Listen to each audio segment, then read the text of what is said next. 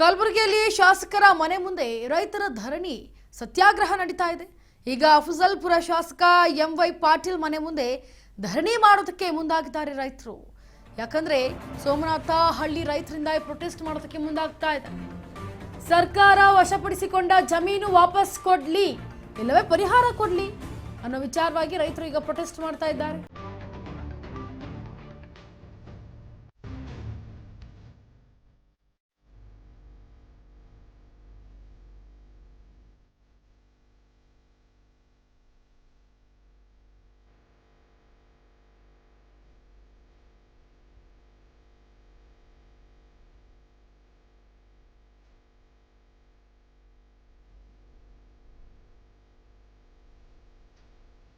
ಈಗ ಕಲಬುರಗಿಯಲ್ಲಿ ಶಾಸಕರ ಮನೆ ಮುಂದೆ ರೈತರ ಧರಣಿ ಸತ್ಯಾಗ್ರಹ ನಡೀತಾ ಇದೆ. ಅಫಜಲ್ಪುರ ಶಾಸಕ ಎಂವೈ ಪಾಟೀಲ್ ಮನೆ ಮುಂದೆ ಧರಣಿ ಕಿರಣಾಗಿ ಈಗ ನಡೀತಾ ಇದೆ. ಯಾಕಂದ್ರೆ ಸೋಮನಾಥ ಹಳ್ಳಿ ರೈತರಿಂದ ಪ್ರೊಟೆಸ್ಟ್ ನಡೀತಾ ಇರೋದು. ಸರ್ಕಾರ ವಶಪಡಿಸಿಕೊಂಡಂತಹ ಜಮೀನು ವಾಪಸ್ ಕೊಡ್ಲಿ ಇಲ್ಲ ಪರಿಹಾರ ಕೊಡ್ಲಿ. 2013ರಲ್ಲಿ 3 ಗ್ರಾಮಗಳ ಏನು 1821 ಎಕರೆ ಜಮೀನನ್ನ ಕೈಗಾರಿಕೆಗಾಗಿ ನೀಡಲಾಗಿತ್ತು. ಇದಕ್ಕೆ ಸಂಬಂಧಪಟ್ಟಂತೆ ಎಕರೆಗೆ 16 ಲಕ್ಷ ಹಣದಲ್ಲಿ 12 ಲಕ್ಷ ಪಾವತಿಸಿದ್ರು. 4 ಲಕ್ಷ ಹಣ ಇನ್ನೂ ಬಾಕಿ ಇದೆ.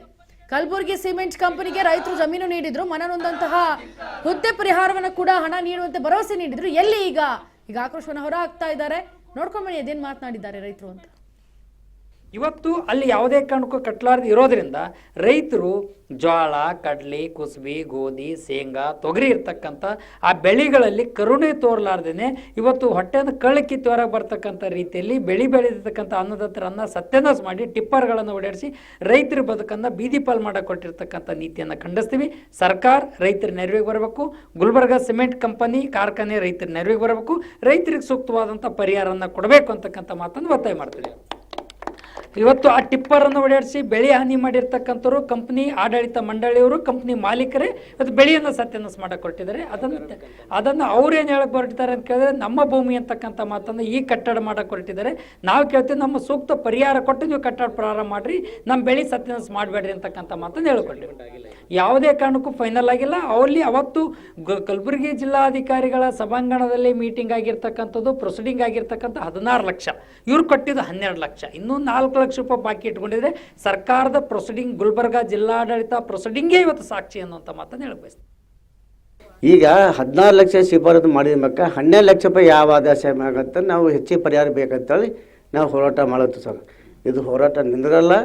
ಈಗೇನ ಸರ್, ನಮ್ಮ ಅಗ್ರಿಮೆಂಟ್ ಅದು ಸರ್ಕಾರಕ್ಕೆ ಒಪ್ಪಿಸಿ ಮ್ಯಾಗ ಸರ್ಕಾರ ಅವ್ರು ಕಲ್ತು ದಲಾಲಿ ಮಾಡ್ದಂಗೆ ಐತಲ್ಲ ಸರ್. ಅದು ದಲಾಲಿ ಐತೆ ಸರ್. ಅವ್ರು ಅಗ್ರಿಮೆಂಟ್ ಮಾಡ್ಕೊಂಡು 2010 ಅಗ್ರಿಮೆಂಟ್ ಮಾಡಿಕೊಂಡು 3 ಲಕ್ಷ ಕೊಟ್ಟರು ಸರ್. ಮತ್ತು 2012ಕ್ಕೆ 1 ಲಕ್ಷ ಕೊಟ್ಟರು ಸರ್. ಅದು ಏನು ಡಾಕ್ಯುಮೆಂಟ್ಸ್ ಅದ್ರಾಗ ಏನು ಮನುಷ್ಯನಿಲ್ಲ, ಏನಿಲ್ಲ. ಅದೇ ಅಗ್ರಿಮೆಂಟ, ಅದೇ ಪೇಪರ್ ಸರ್. ನಮಗಿನ 16 ಲಕ್ಷ ರೂಪಾಯಿ ಲೆಕ್ಕ, ಇನ್ನೇ 8 ಲಕ್ಷ ರೂಪಾಯಿ ಬೇಕು ಸರ್. ಬರೀ ಯಾಕೆ ಕೊಡ್ಬೇಕು ಸರ್. ಇದು ಫಿರೋಜಾಬಾದ್, ಹೊನಕೆಡಿಗಿ, ಸೋಮದಹಳ್ಳಿ 3 ಹಳ್ಳಿ ಹೋಗ್ಯಾವ ಸರ್.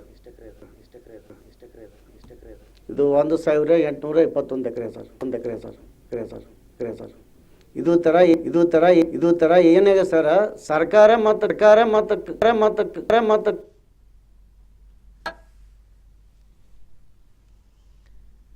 ಈಗ ರೈತರಿಗೆ ಏನಾಗುತ್ತೆ, ಸರ್ಕಾರದ ಒಂದು ಏನು ಕಾಮಗಾರಿ ಅಂದರೆ ಕಾರ್ಖಾನೆಗಳಿಗಾಗಿ ಅಂತ ತೆಗೆದುಕೊಂಡಿದ್ದಂತಹ ಜಾಗಕ್ಕೆ ಇನ್ನೂ 4 ಲಕ್ಷ ಬಾಕಿ ಇದೆ. ಇದು ಯಾವಾಗ ಕೊಡ್ತಾರೆ ಅಂತ ಆಕ್ರೋಶವನ್ನು ಹೊರಹಾಕ್ತಿದ್ದಾರೆ ರೈತರು.